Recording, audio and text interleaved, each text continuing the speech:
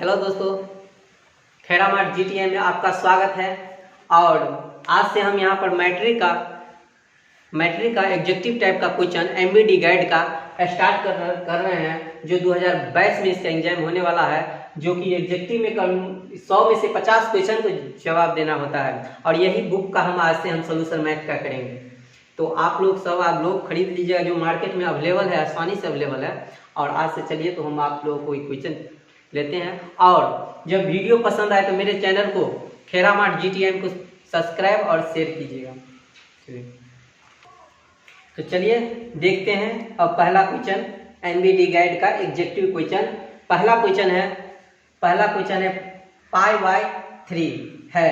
मतलब पहला क्वेश्चन पूछ रहा है पाई बाय 3 परमेय संख्या है कि अपरमेय संख्या है या पूर्णांक है, इसमें से कोई नहीं। तो देखिए दोस्तों, सबसे पहले जिस संख्या को पी बाई क्यू को रूप में लिखते हैं, तो कुछ इस पर हम डिटेल देख लीजिए। जिस संख्या को p बाई हम p बाई क्यू के रूप में लिखते हैं वो परमेय संख्या होता है। लेकिन q बराबर नॉट इक्वल टू 0 होना चाहिए। यदि q का मान 0 है तो वह परमेय संख्या नहीं है, अपरमेय संख्या होगा। तो चलिए पहला क्वेश्चन है पाई बाई 3। पहला क्वेश्चन पाई बाय 3 ये अपरमेय संख्या है, अपरिमेय संख्या है। क्यों है? तो देखिए, ये अपरमेय संख्या उसे कहते हैं जो कभी भी भाग लगे न दशमलव तक, मतलब भाग लगे कभी भी नहीं कटता है अपरमेय संख्या। जैसे एग्जाम्पल देखिए, उसी को लेते हैं 22/7/3 ले लिए। तो देखिए इसको गुना करेंगे तो 66 होगा, बटा 7 नीचे आ जाएगा। उसको भाग देंगे तो कितना आएगा? तो देखिए दोस्तों, यहाँ पर इसमें भाग देंगे तो आएगा 9 सत्ते 63 पॉइंट हिट देंगे। और ये कितना आएगा? 4 2 8 5। मतलब इसमें जब भी कितना भी भाग देंगे तो ये कभी कटने वाला नहीं है, इसीलिए यह क्या है? अपरमेय संख्या है। इसीलिए अपरमेय संख्या है। इसका ऑप्शन होगा बी। ऑप्शन बी होगा इसका आंसर, ऑप्शन बी होगा। ठीक है। और कुछ इसका एग्जाम्पल लीजिए।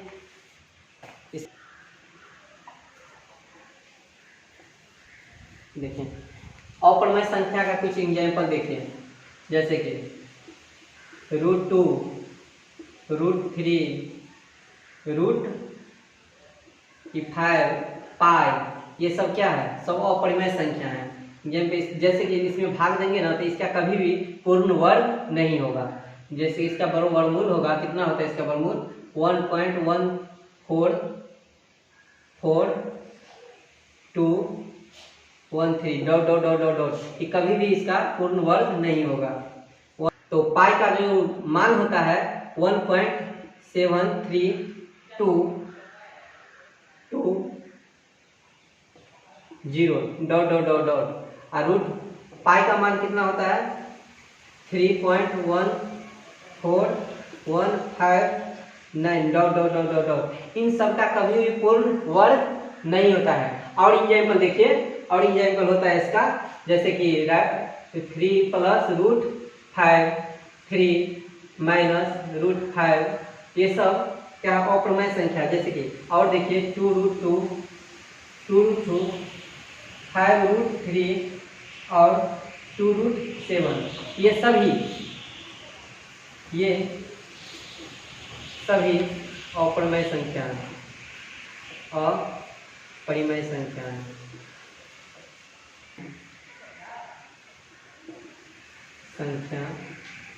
है।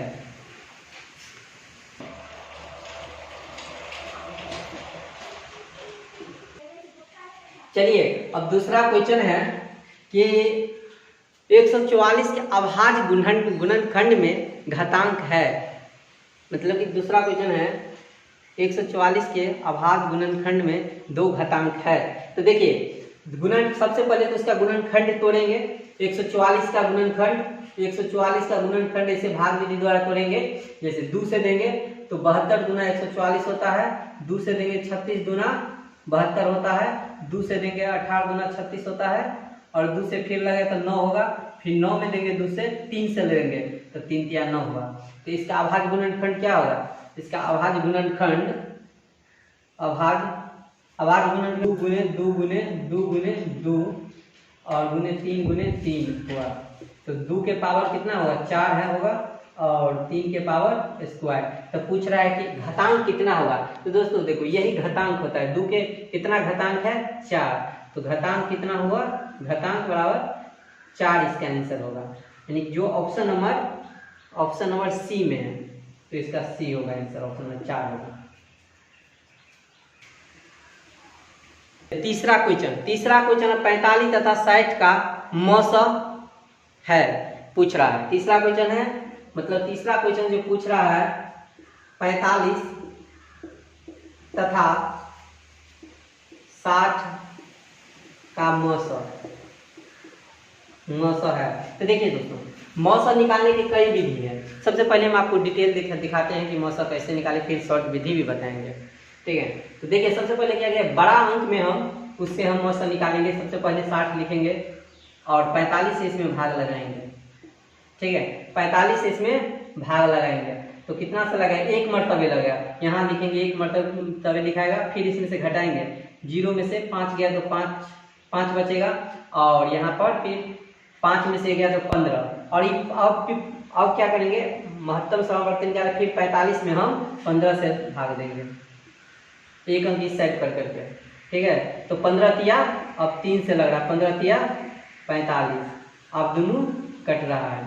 तो इसका मौसम कितना हुआ?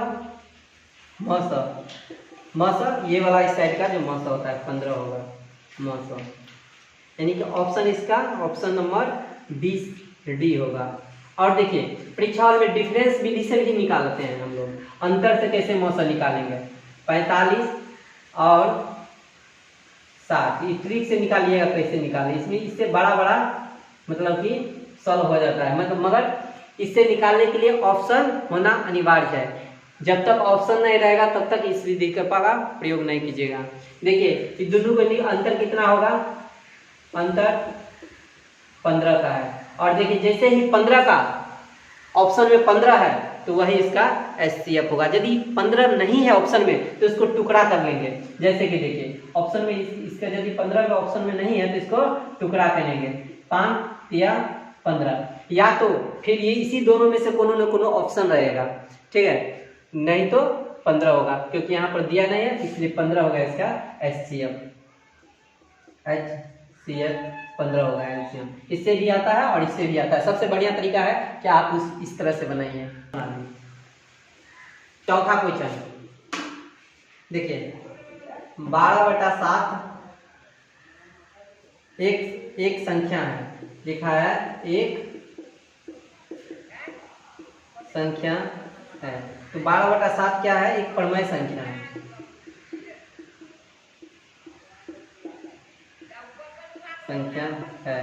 ऑप्शन नंबर ए होगा, क्योंकि p/q के रूप में लिखा जा सकता है और प्रमेय संख्या होता है। क्वेश्चन, निम्नलिखित में से कौन सा अप्रमेय संख्या नहीं है?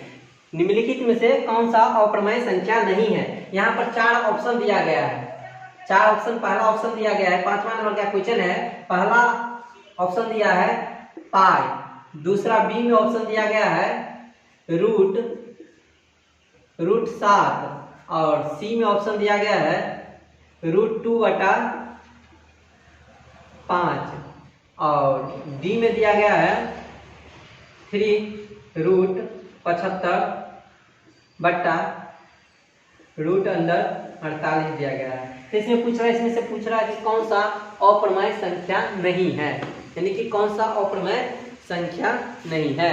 तो देखिए पाई तो सब जानते हैं कि अप्रमेय संख्या है। पाई क्या है? अप्रमेय संख्या है, अपरिमेय संख्या है, अप्रमेय संख्या है, अप्रमेय नंबर है। और 7 उसको भी p/q के टर्म में नहीं लिखा जा सकता है। क्यों नहीं लिखा जा सकता है? क्योंकि इसका जो √7 का जो वर्गमूल होता है 2.64 5 7 अंकनित होता है, क्योंकि ये कभी भी इसमें पूरा पूरा भाग नहीं लगेगा, तो ये भी अपरिमेय संख्या है, अपरिमेय संख्या है।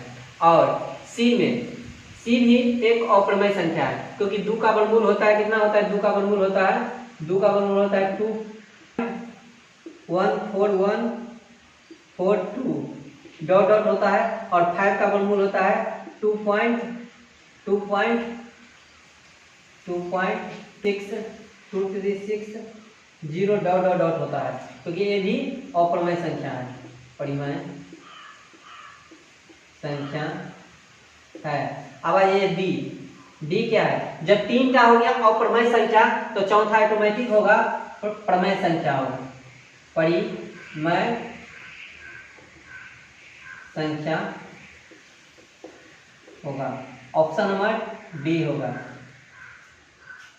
ये जो है ना उसको हम चेक करके बताएंगे कि प्रमेय संख्या कैसे हैं। देखिए उसको हम लिख सकते हैं, ऑप्शन नंबर डी में है, उसको 3√75 है बटा √48 है, 48 है √48, ठीक है। देखिए उसको लिख सकते हैं 3 गुने √25 या 75, गुणनखंड कर सकते हैं। 48 को लिख सकते हैं फिर 16 या 48, या उसको ऐसे भी लिख सकते हैं 3 गुने √25 गुने √3, इसको भी लिख सकते हैं √16 गुने √3। देखिए √3 से 3 कट गया और बच गया कितना 3 बचा, और 25 का वर्गमूल किसका वर्गमूल है 5 होगा, 25 का वर्गमूल 5 हुआ, और 16 का कितना होगा 4 होगा, तो 15/4 होगा। देखिए उसको p/q के रूप में ये आ गया, इसीलिए यह प्रमेय संख्या है, परिमेय संख्या है।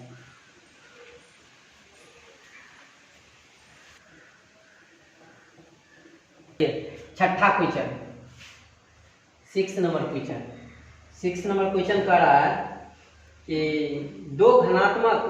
दो घन पूर्णांकों a और b के लिए मस a गुने b, पूर्णांक a और b के लिए मस और लस बटा a इंटू b किसके बराबर होगा, तो हमेशा 1 के बराबर होगा। देखिए कैसे होता है, देखिए कभी भी दो घनात्मक, कभी भी, तो देखिए दोस्तों ये सवाल हमने लिखे कि केवल 2 के लिए है, ये मतलब कि कभी भी दो घनात्मक हो तो 2 होता है a बटा y b दिया हुआ है, तो हमेशा a गुने b होता है HCF में। तो देखिए दिया सवाल में दिया हुआ है मस गुने लस बटा a गुने b दिया गया है। तो देखिए बोले हैं ना जब दो घनात्मक दिया रहे a और b तो होता है a गुने b होता है, तो a गुने b बटा फिर a गुने b, दोनों कैंसिल हो गया और 1 हो गया इसका आंसर। ऑप्शन नंबर कितना दिया गया है ए में, कौन सा है, ऑप्शन नंबर ए होगा इसका आंसर। अब क्वेश्चन नंबर नेक्स्ट, देखिए नेक्स्ट क्वेश्चन कह रहा है, 7वां क्वेश्चन कह रहा है कि निम्नलिखित में से कौन सा युग्म सह अभाज्य है, निम्नलिखित में से कौन सा युग्म सह अभाज्य है। तो देखिए सह अभाज्य का डेफिनेशन होता है यदि दो संख्या सह अभाज्य संख्या, यदि दो संख्या, देखिए यदि दो संख्या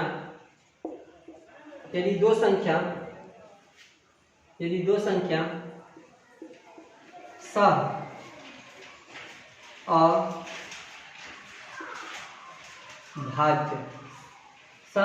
अभाज्य तब होगा जब गुणनखंड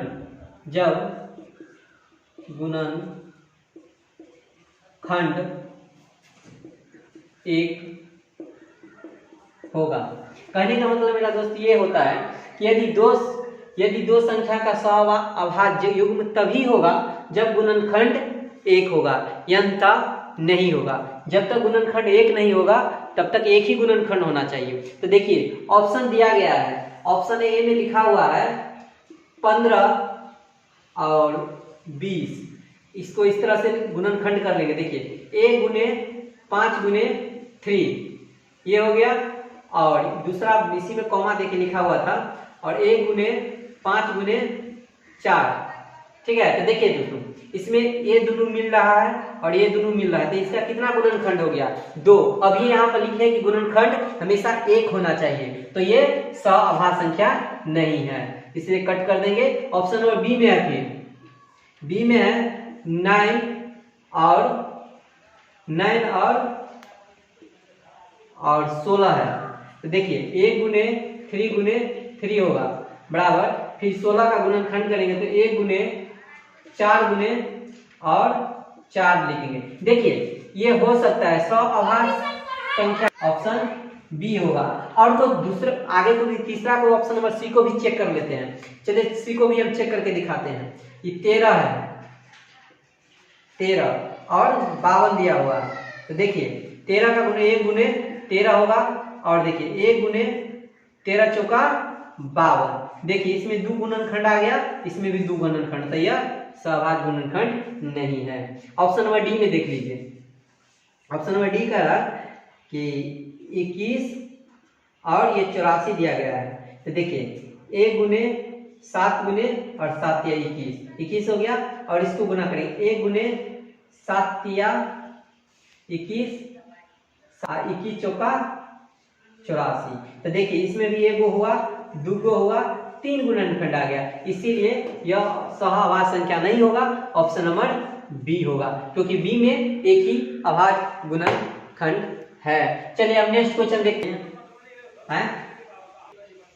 नहीं बचिए। क्वेश्चन नंबर 8, क्वेश्चन नंबर 8 क्या कह रहा है दोस्तों, ये दिया है रेकरिंग का क्वेश्चन दिया है, 0.7 दिया गया है। ऑप्शन है, ऑप्शन ए में दिया गया है 7/9, ऑप्शन बी में दिया गया है 7/90, और सी में दिया गया है 7/99, ऑप्शन नंबर डी में दिया गया है 7/10। देखिए ये रेकरिंग का मतलब एक 9 को इंडिकेट करता है, तो जैसे कि एक 9 है, एक ही अंक दिया गया है, तो 7/9 होगा आंसर। ऑप्शन नंबर इसका ए होगा, ऑप्शन नंबर ए होगा। इस पर हम और इस चैप्टर से रिलेटेड हम वीडियो बनाएंगे डिटेल में, क्योंकि यह कैसे होता है हम बताएंगे डिटेल में, बाद वाला वीडियो में बनाएंगे। क्वेश्चन नंबर 9 क्या कह रहा है दोस्तों, अब क्वेश्चन नंबर 9 देखिए।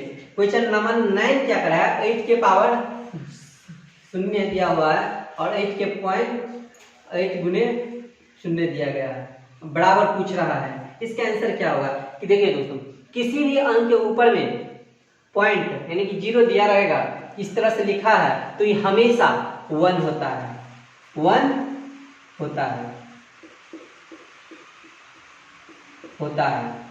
तो ऑप्शन नंबर इसमें देखिए, ऑप्शन नंबर आ गया, ऑप्शन नंबर इसमें बी दिया गया है, ऑप्शन नंबर बी होगा, ऑप्शन बी होगा।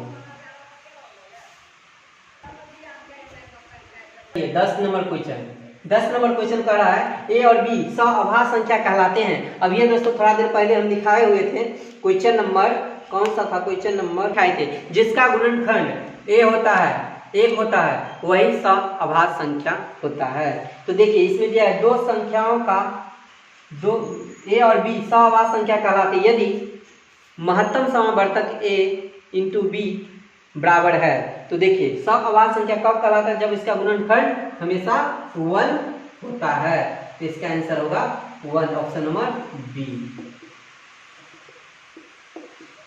ऑप्शन नंबर बी होगा आंसर, 1 होगा।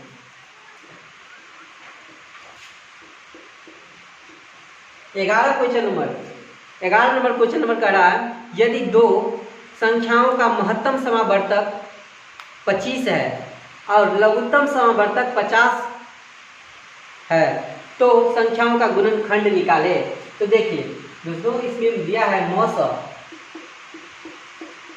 बराबर दिया है, सवाल में 25 दिया है, और लॉस ऑफ बराबर 50 दिया हुआ है। तो देखिए, तो कह रहा है संख्याओं का गुणनखंड निकालें। तो ये एक फॉर्मूला होता है, पहली संख्या गुने दूसरी संख्या बराबर होता है मॉस गुने लॉस होता है, मॉस गुने लॉस होता है। इसी सूत्र पर बना लें। मान लीजिए कि मेरी पहली संख्या x है, मैंने की पहली संख्या x है, और